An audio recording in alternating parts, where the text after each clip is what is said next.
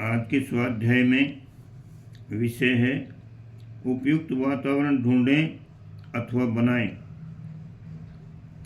माना जाता है कि प्रतिभाएं अपने वर्चस्व से वातावरण बना लेती हैं। ये सच है, पर उनकी संख्या थोड़ी सी होती है। हीरे जहाँ तहाँ कभी कभी ही निकलते हैं, पर कांच के नगीने ढेरों के ढेरों कारखानों में नित्य ढलते रहते हैं। अधिकांश लोग ऐसे होते हैं जो वातावरण के दबाव से भले या बुरे ढांचे में ढलते हैं। सत्संग कुसंग का प्रभाव इसी को कहते हैं। ऐसे लोग अपवादी हैं जो बुरे लोगों के संपर्क में रहकर अपनी गरिमा बनाए रहते हैं, साथ ही अपने प्रभाव से क्षुद्रों को महान बनाने, बिगड़ों को सुधारने में समर्थ होते हैं। प्रधानता वातावरण की है। सामान्य जन प्रवाह के साथ बहते और हवा के रुख पर उड़ते देखे जाते हैं। पारस के उदाहरण कम ही मिलते हैं। सूरज चांद जैसी आभा किन्हीं बिरलों में ही होती है जो अंधेरे में उजाला कर सके। मान्यता वातावरण को ही मिलती है, क्योंकि अधिकांश पर प्रभाव उसी का होता है। आत्मोत्कर्ष का लक्ष्य लेकर चलने वालों को तो विशेष रूप से इस आवश्यकता को अनुभव करना चाहिए। उसे जुटाने के लिए प्रयत्नशील भी रहना चाहिए। अनेक फसलें किसी विशेष क्षेत्र में ही उत्साहवर्धक प्रगति करती हैं। तंबाकू, अफीम, चाय जैसी वस्तुएं किसी विशेष इलाके में ही होती हैं। अन्यत्र बोया जाए तो वे उगाई भले ही जा सकें, आशाजनक स्तर तक बढ़ने, फलने फूलने में समर्थ नहीं हो पाती हैं।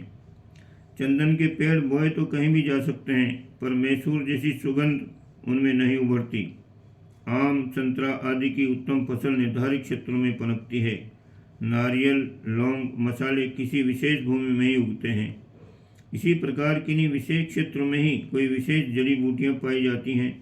यदि ऐसा न होता तो हनुमान जी को संजीवनी बूटी लेने के लिए सुदूर हिमालय पर्वत पर चढ़कर क्यों जाना पड़ता। जीव जंतुओं की, फूलों की, धान्यों की भी क्षेत्रीय विशेषता के अनुरूप चित्र विचित्र प्रकार की उत्पत्ति होती है।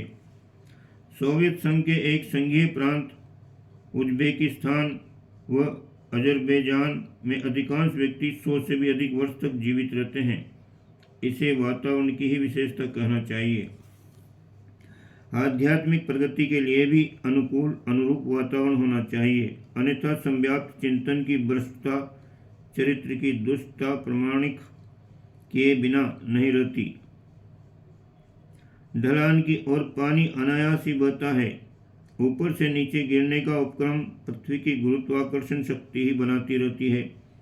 ऊपर उठाने के लिए विशेष प्रयत्न करने की, विशेष साधन जुटाने और शक्ति लगाने की आवश्यकता पड़ती है। आत्मिक प्रगति के लिए भी लक्ष्य के प्रति उत्साह बढ़ाने वाला, मार्ग दिखाने वाला माहौल चाहिए। इसके 2 उपाय हैं। पहला है, एक यह कि जहाँ इस प्रकार का वातावरण हो वहाँ जाकर रहा जाए। दूसरा है कि जहाँ अपना निवास है वहीं प्रयत्नपूर्वक वैसी स्थिति उत्पन्न की जाए। कम से कम इतना तो हो ही सकता है कि अपने निज के लिए कुछ समय के लिए वैसी स्थिति उत्पन्न कर ली जाए। चंद्र यात्री जब उसके धरातल पर पहुँचे तब वहाँ सांस लेने के लिए हवा नहीं पाई गई।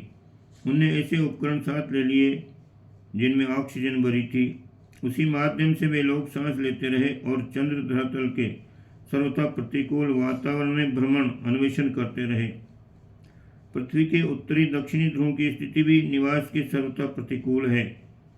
इतने पर भी खोजियों ने वहाँ पैर जमाए और साधनों के सहारे बहुत दिन गुजारे। यही प्रयत्न कर अनुपयुक्त वातावरण में भी कम से कम अपने निज के लिए तो विशेष उपायों द्वारा उपयुक्त परिस्थितियाँ गढ़ी जा सकती हैं। एकांत, स्वाध्याय, मनन चिंतन ऐसे ही आधार हैं। किसी एकांत कोठरी या निर्जन क्षेत्र में बैठकर यह अनुभव किया जा सकता है कि संसार में संव्याप्त अवांछनीयता से अपना संबंध टूट गया। बुरे लोगों का बुरा प्रवाह एकांत के कवच को भेद कर भीतर प्रवेश नहीं कर पा सकेगा। यह ढाल बाहरी अनुपयुक्त प्रभावों से बचाने के लिए ढाल का काम दे सकती है। सत्य एक ही है, उस एकांत में संसार के अवांछनीय लोगों का विचार स्वरूप प्रत्येक कल्पना में न आने दिया जाए। सर्वथा कोलाहल रहित स्थान मिलने में कठिनाई दिखे तो ये प्रयोजन आंखें बंद करके संसार चिंतन से मन का निरोध करके भी पूरा किया जा सकता है। अवांछनीयता को रोकना भरी पर्याप्त नहीं है। सर्वथा रिक्त नहीं रहा जा सकता, शून्यता रह नहीं सकती। इसलिए उस स्थान पर श्रेष्ठता की प्रतिष्ठापना तो करनी होगी। ये कार्य देवता की ध्यान धारणा से भी अधिक अच्छी तरह उत्कृष्टता, आदर्शवादिता के समर्थक, मार्गदर्शक साहित्य के सहारे हो सकता है। दूरस्थ या दिवंगत महामानव का सत्संग तो सहज संभव नहीं, पर उस अभाव की पूर्ति उनके लिखे साहित्य से हो सकती है। एकांत के खाली मस्तिष्क में सत्साहित्य का, महामानव के जीवन रहस्य का अवगाहन किया जा सकता है। अनुभव किया जा सकता है कि उनकी प्रेरणा को अपने अंतराल में उतारा जा रहा है। उस खाली समय में अपने आदर्शवादी जीवन क्रम की संभावनाओं को भी केंद्रित किया जा सकता है। बार बार जल्दी जल्दी ऐसे अवसर वर्तमान परिस्थितियों में भी निकाले जा सकते हैं और उस स्वनिर्मित दिव्य कल्पना लोक में अवस्थित रहा जा सकता है। प्राचीन काल में साधना के लिए उपयुक्त कितने ही स्थान थे। उन्हें तीर्थ कहा जाता था। तीर्थ हर क्षेत्र में थे ताकि समीपवर्ती लोग सरलतापूर्वक पहुंच सकें। उस वातावरण का, मार्गदर्शन का, समस्याओं के समाधान करके परामर्श का समुचित लाभ उठा सकें। तीर्थों में बच्चों के लिए गुरुकुल, गृहस्थों के लिए आश्रम, प्रौढ़ों के लिए वानप्रस्थ, आरण्यकों की व्यवस्था रहती थी।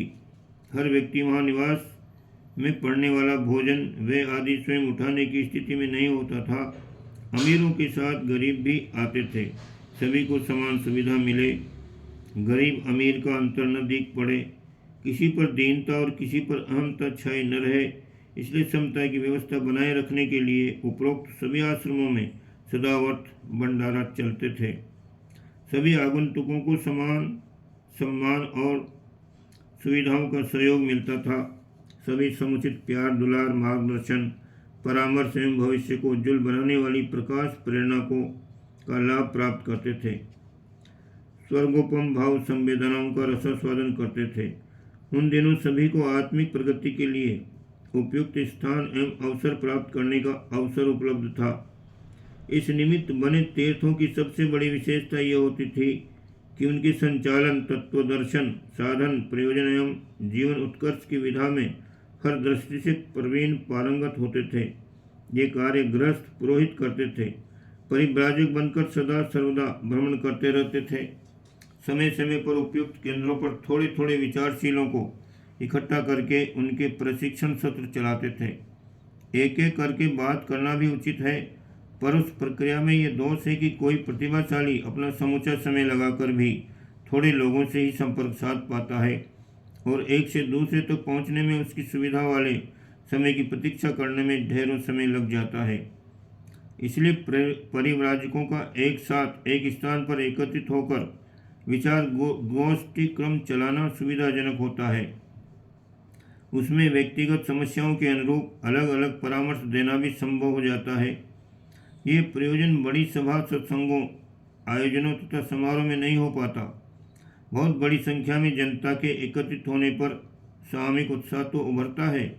वक्ता के लिए यह सरल पड़ता है कि बहुजन समुदाय तक अपने विचार एक ही समय में पहुंचा देने पर उसमें कमी यही रहती है कि व्यक्तिगत समस्याओं के संबंध में अलग अलग प्रकार के समाधान दे सकना संभव नहीं हो पाता। यह एकांत विचार विनिमय, विचार गोष्ठी, आयोजन और सभा सम्मेलनों का अपना महत्व है। स्थिति और आवश्यकता को समझने वाले विचारशील उद्बोधक इसके लिए यथास्थिति निर्णय लेते और प्रशिक्षण की आवश्यकता के अनुरूप बनाते रहते हैं। पुरोहितों के तीर्थ सेवन में उतनी विभिन्नता नहीं है।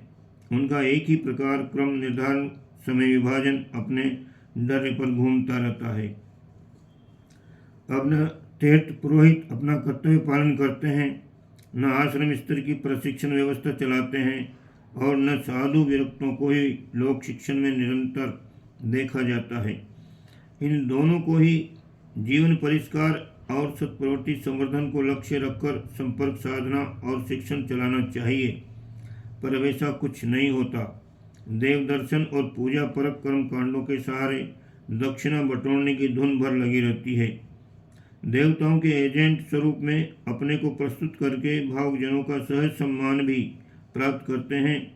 इन उभय पक्षीय लाभों को छोड़कर लोक मंगल की सेवा साधना में न पुरोहित वर्ग लग रहा है और न साधु समुदाय का ही उतना ध्यान है जितना होना चाहिए। धार्मिक जनों की देव पूजा के पीछे मनोकामना पूर्ति की इच्छा को हटाया जाना चाहिए और धर्म धारणा से नीति निर्धारण एवं समाज सेवा को प्रतिष्ठित किया जाना चाहिए। घर की परिस्थितियों में मन का भौतिक सामयिक प्रयोजनों से ही लगा रहना स्वाभाविक है।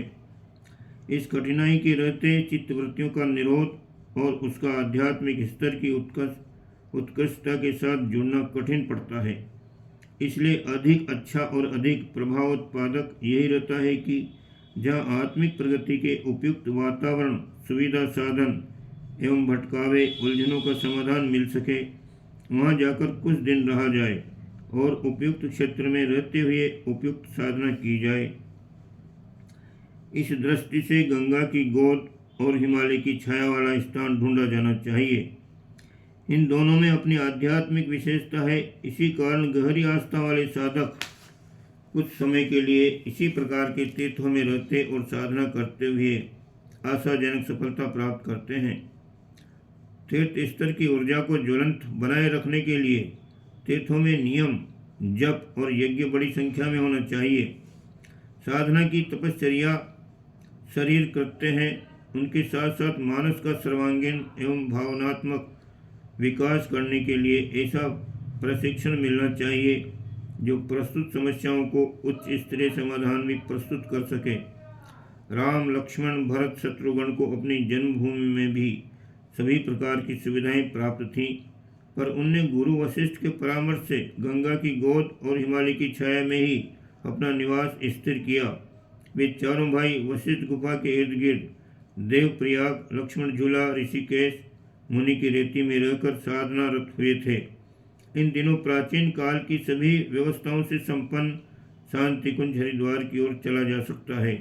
ये सप्त ऋषियों के तप की सुसंस्कारित दिव्य भूमि भी है। इसलिए आप सभी भाइयों से निवेदन है कि यदि साधना का मन करे और वातावरण की उपयुक्तता चाहिए तो शांति कुंज वर्तमान में ऐसा एक शानदार आश्रम है। ओम शांति।